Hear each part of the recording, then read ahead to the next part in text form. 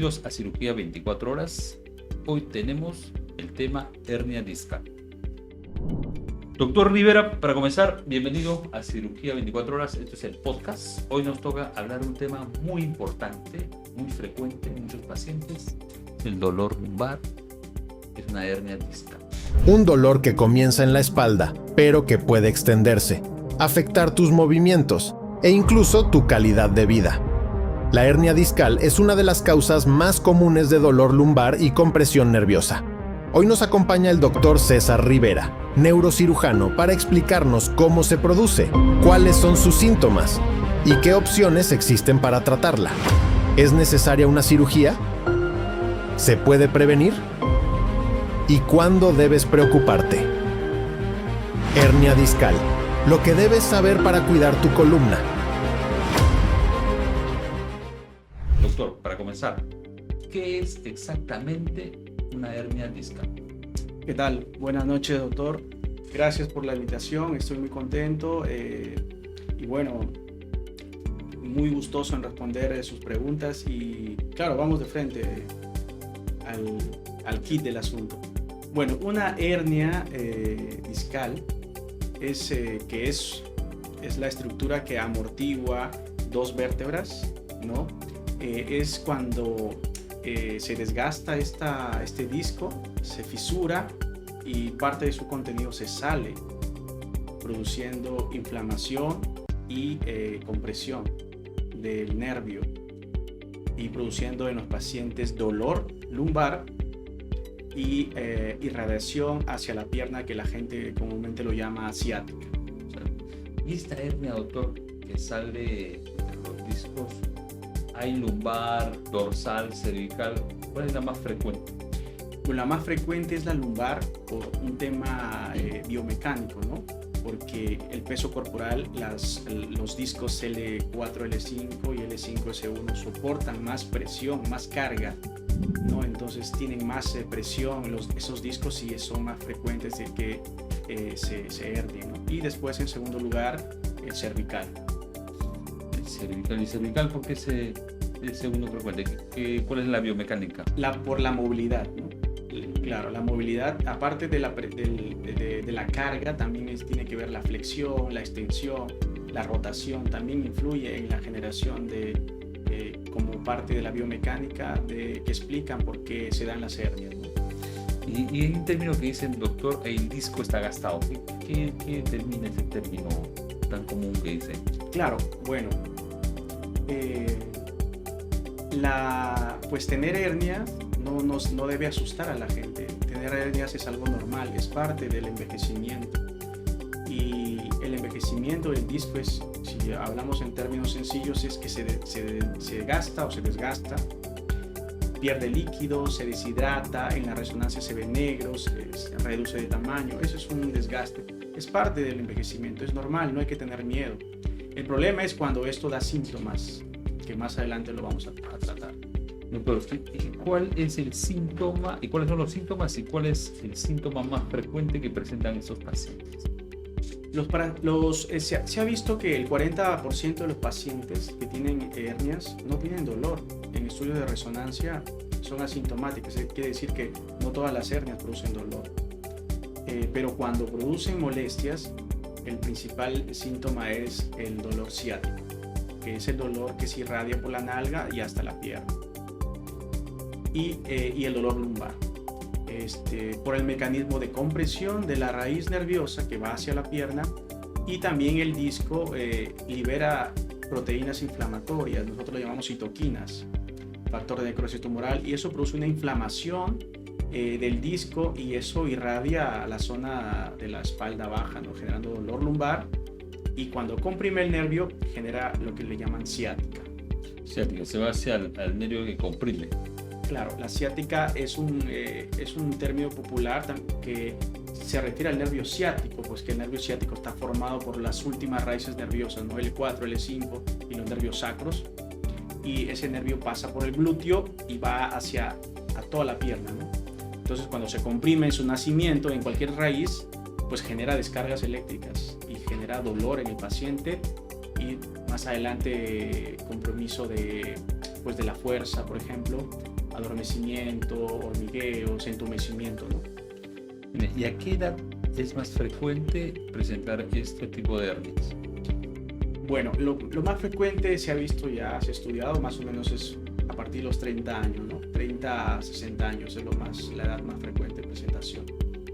¿Y todas las hernias van a causar dolor? No todas las hernias van a causar dolor, como te mencioné. Se ha visto en estudios que hasta el 40% de pacientes con hernias no tienen dolor. Interesante, doctor. ¿Y todas las hernias que presentan dolor, en qué momento usted ya dice este paciente necesita un examen más exhaustivo? Voy a tu consultorio, ¿cuál es el manejo inicial? ¿Cómo comenzamos a estudiar o a comenzar a tratar o a diagnosticar? ¿Y en qué momento decidimos de hacer exámenes como la resonancia? ¿En qué tipo de pacientes? Gracias por tu pregunta. Sí. Bueno, pues el paciente consulta por dolor lumbar y dolor en la pierna, ¿no? Que es el síntoma clásico de una hernia lumbar. Entonces, lo primero que tranquilizar al paciente, ¿no? Que no es algo trágico tener una hernia. Primero, el manejo conservador, porque no siempre el dolor ciático es causado por una hernia, ¿no? Puede ser por una contractura muscular dentro del trayecto del ciático. Hay, por ejemplo, un músculo piriforme que se puede pues, contraer y aplastar el nervio ciático y producir una pseudociática, que es producida por una hernia. Entonces, simplemente calmar al paciente, medidas conservadoras como antiinflamatorios, analgésicos, higiene postural, medidas conservadoras generalmente. Y si este dolor es persistente más de un mes, ya solicitar exámenes auxiliares, ¿no? El principal examen es la resonancia. Y además, si es que el paciente presenta síntomas neurológicos, ahí sí, definitivamente sí indicamos la resonancia, ¿no? Como el más importante. Sin contraste, una resonancia magnética sin contraste. ¿Cuál es el signo neurológico más frecuente que se presenta y se asocia a este dolor? El síntoma neurológico pues es el adormecimiento y el dolor, ¿no? De la pierna. De la irradiación del dolor hacia el miembro inferior. Así es. Y esos pacientes tienen un mes de dolor, les ha dado tratamiento, pedimos la resonancia. En la resonancia, ¿qué patologías o qué encontramos frecuentemente en esos pacientes? La posibilidad diagnóstica, si el paciente tiene síntoma de ciática, pues es la hernia discal, ¿no? Pero muchas veces si el paciente está más de 30 años, vamos a encontrar en la mayoría de casos deshidratación discal. Vemos que el disco generalmente se ve un poco blanco, es un disco hidratado, un disco sano, pero es normal parte del envejecimiento ver un disco desgastados, que están un poco negros, es lo usual, ¿no? Puede haber pequeñas protrusiones, ¿no? Protrusiones de los discos, que no se ha roto el anillo fibroso, no hay hernias, pero un pequeño abultamiento, más que todo vemos eso, ¿no? Y pues si el paciente presenta dolor intenso con la ciática, pues vamos a ver posiblemente una hernia que está comprimiendo el nervio. Una hernia está comprimiendo el nervio. El tratamiento inicial, cuando se opera, mandamos a terapia, ¿cómo es el manejo de este paciente que ya se diagnosticado una hernia por resonancia? ¿Cómo comienzas a tratarlo? Claro, todos los pacientes con hernia se ha visto ya, hay un estudio que es el SPORT, un ensayo que se ha visto que el 80% de los pacientes se puede manejar conservadoramente. O sea que tener hernia no es lo peor que te puede pasar, así que tranquilo. El 80% no se opera. Sí, no se opera, se puede tratar de manera conservadora. ¿Y eso, este 20%, cuándo lo operamos? Principalmente cuando hay síntomas neurológicos. Por ejemplo, el paciente me dice, doctor, me duele, estoy bien con los analgésicos, pero doctor, ha comenzado a tener adormecimiento. Después me dice, doctor, he comenzado a tener pérdida de fuerza en la pierna.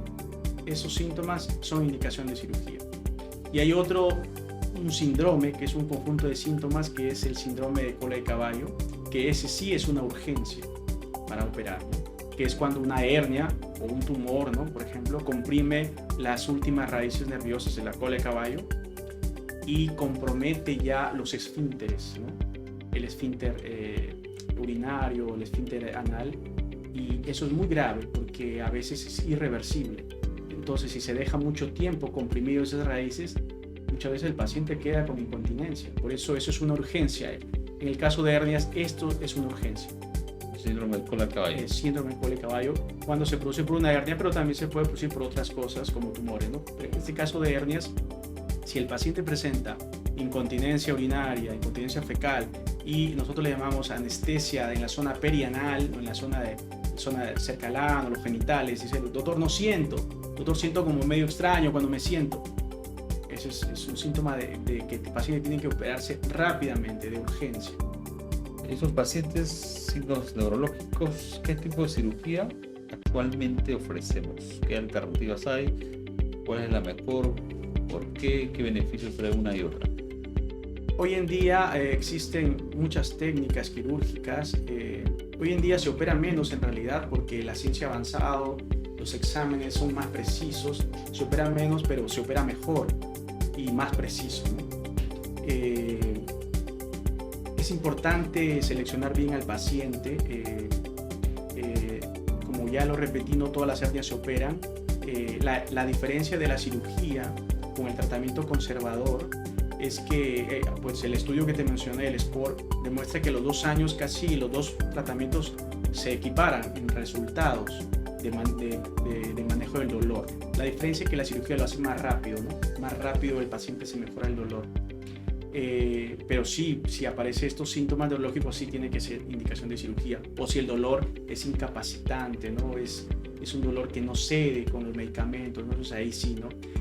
Las opciones de cirugía hoy en día han evolucionado mucho. Hoy en día hay un boom en el mundo de la cirugía endoscópica, que es una cirugía, yo diría, no mínimamente invasiva, sino ultra mínimamente invasiva, que es la cirugía que hago yo, que es una cirugía donde se accede al objetivo, al target, a través de una incisión pequeñísima, menos de 1 centímetro, 7 milímetros muchas veces. ¿La cámara es de 5?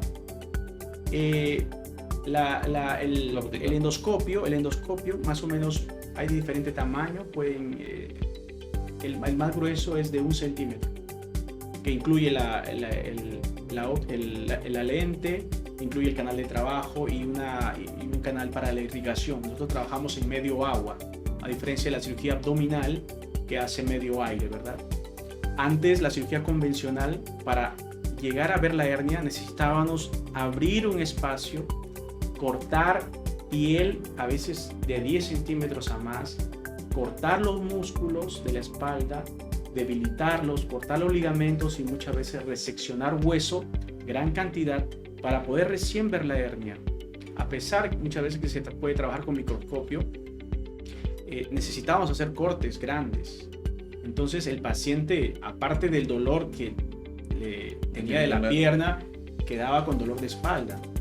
Y a veces eso en costo de efectividad, pérdida laboral, a veces pues el paciente demoraba en retornar al trabajo incluso 70 días, 80 días, ¿no? Hay un estudio finlandés que dice promedio después de una cirugía de hernia antes 70 días, ¿no? En cambio, con una cirugía endoscópica, ya que se hace una incisión pequeñísima, no se transgrede, no se lesiona los músculos, los ligamentos, simplemente se va directo a la hernia, se extrae y el paciente se va de alta en el mismo día. Es increíble. Mis pacientes antes tenían que estar hospitalizados 3-4 días porque tenía dolor en la espalda de la herida y retornaban al trabajo después de 3 meses. En cambio, estos pacientes con endoscopia es increíble, se van de alta el mismo día, caminan y pueden regresar al trabajo a los 7 días, si es un trabajo de oficina, ¿no?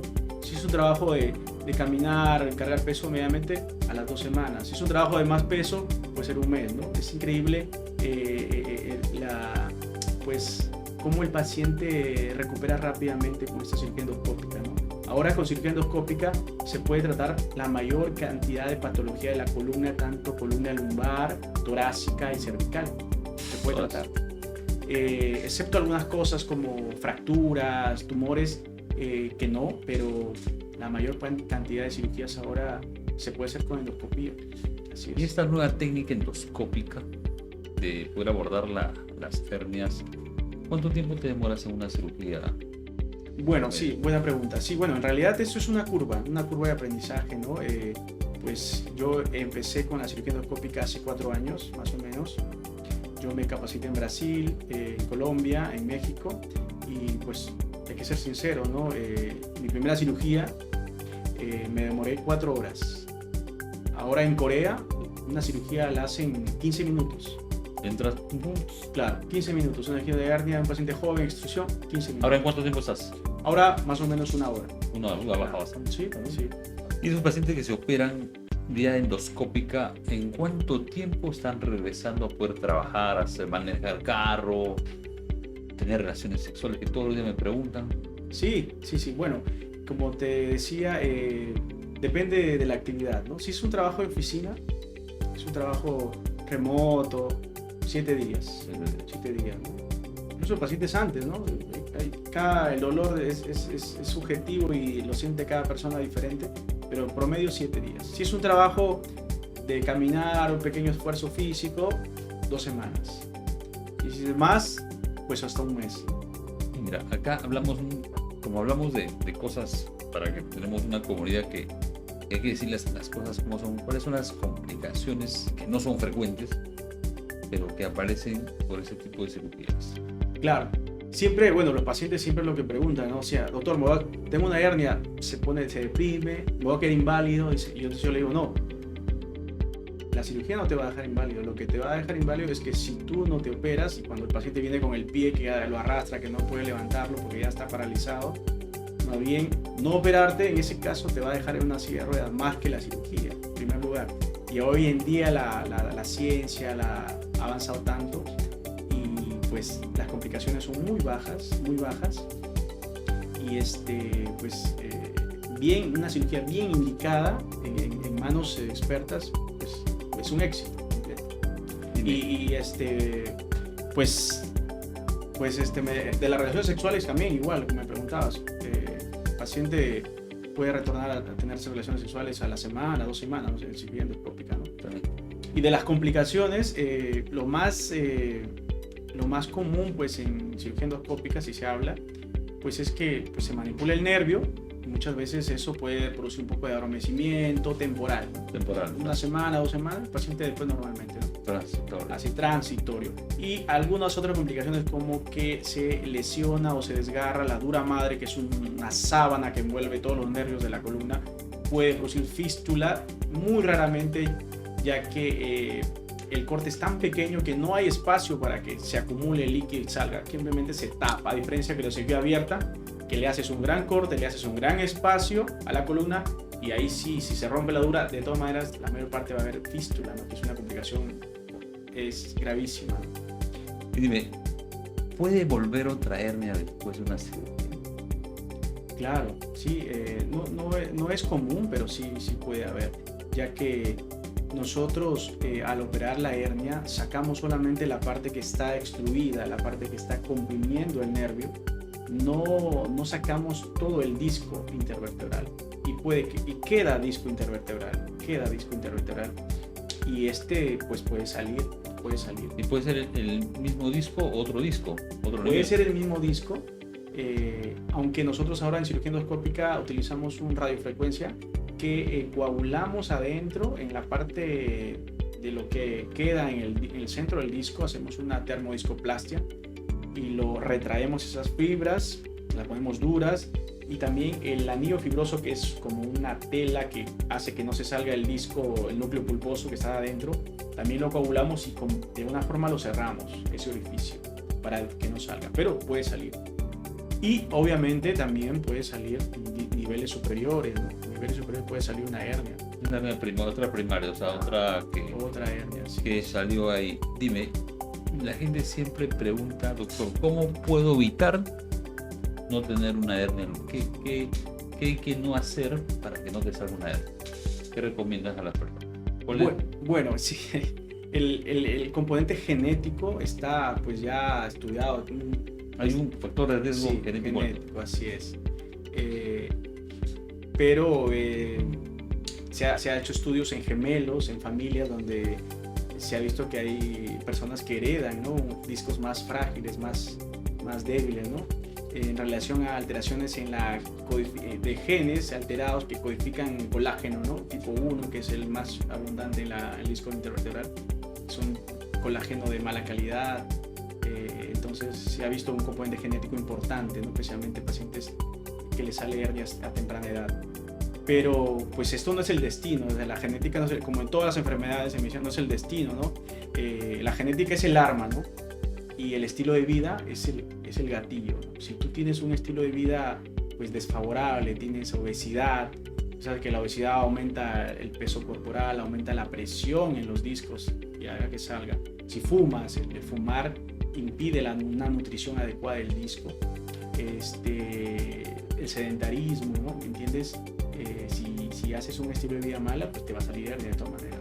Y por el contrario, si tienes un buen estilo de vida, haces actividad física, fortaleces la musculatura de la espalda, que es importante, esto lo puede retrasar o incluso no darte, ¿entiendes? Tranquilamente. Así es, entonces el estilo de vida es importante para evitar esto. ¿Y qué ejercicios ayudan y cuáles empeoran?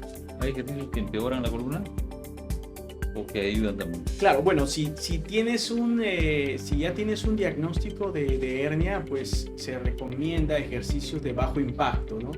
Por ejemplo, caminar, bicicleta estacionaria, no se recomienda ejercicios de resistencia, alzar peso, saltar, trotar, si ya tienes una hernia, pero si es un paciente sano, sin ningún problema, pues no hay una restricción del ejercicio en realidad, ¿no? Interesante. Entonces, la última pregunta y muy personal. ¿Qué te motivó para ser neurocirujano? Bueno, sí, pues en realidad en mi internado, cuando fui interno. ¿Dónde fuiste interno? En el Hospital Sabogal. Sí, ahí fui interno. Yo soy de Piura, ¿no? Pero vine acá y postulé y estuve en el Sabogal y pues estuve en contacto con todas las especialidades, ¿Ya ¿no? te conocían todos? Sí. Estaba en contacto con todas las especialidades y en realidad me gustaba la cirugía, porque la cirugía es más práctica, define, ¿no? Se opera, no se opera y el paciente se recupera, no se recupera. Es así, eso me gustó. Y además que pues ayudé a operar a un paciente con hematoma epidural. ¿De interno? De interno, sí. El paciente llegó en coma, clavo 3, ya yo pensaba que se iba a morir, ¿no? Pero lo operó el neurocirujano en el hospital y el paciente al siguiente día estaba caminando, era un niño que se había caído de... ¿Entraste a ayudar? Claro, y eso me pareció increíble, cómo un paciente casi muerto se pudo recuperar y estar caminando, y eso me impactó. Y entonces decidí, ¿no? que quería ser neurocirujano para poder ayudar a la gente, ¿no? Y bueno, también el cerebro es algo, imagínate, es algo tan enigmático, tan misterioso, y pues me gustó. ¿Ya lo entiendes, Villa? No, No hay cuándo terminar. no hay cuándo terminar. Es hermoso, es mi especialidad. La verdad que si tuviera que elegir otra vez, volvería a elegir neurocirugía. Es una especialidad apasionante. Me gusta, la verdad que no es trabajo lo que hago, porque yo lo disfruto y con mis pacientes también les explico. Pues me encanta mi especialidad. Bueno, doctor, eso ha sido un programa muy bueno. Gracias por compartir todas estas dudas, estos mitos, todo este tipo de tratamiento, doctor, de operarme, y creo que ha quedado claro para nuestra comunidad, para todos los pacientes que no saben qué es una hernia, no saben cómo se trata, los síntomas, están buscando si se opera o no se opera, que es lo más frecuente, y lo más indicado es cuándo me voy a operar. Entonces tú que tienes una hernia, con este capítulo ya sabes todo, ya sabes cuándo operarte. Busca a un neurocirujano que tenga experiencia. Ya la cirugía ahora es endoscópica y la curva de aprendizaje depende de cuántas veces ha operado este doctor. Entonces ya sabes, para que decidas a tu cirujano, tienes toda esta información para poder ser de valor y tú tomes la última opinión y decidas dónde, con quién operar. Doctor Rivera, ¿dónde puede encontrar todos los pacientes del Perú que tienen una hernia discal? Gracias por tu pregunta. Encantado de atenderlos y responder todas sus dudas. Me pueden encontrar en la primera clínica neuroquirúrgica de Lima. Perfecto. Pues ahí en las redes van a aparecer los números y pueden contactarse ahí para poder responder sus preguntas y sus dudas. Esto ha sido Cirugía 24 Horas, el podcast. Gracias, doctor Rivera, por acompañarnos. Muchas gracias. Hasta la próxima.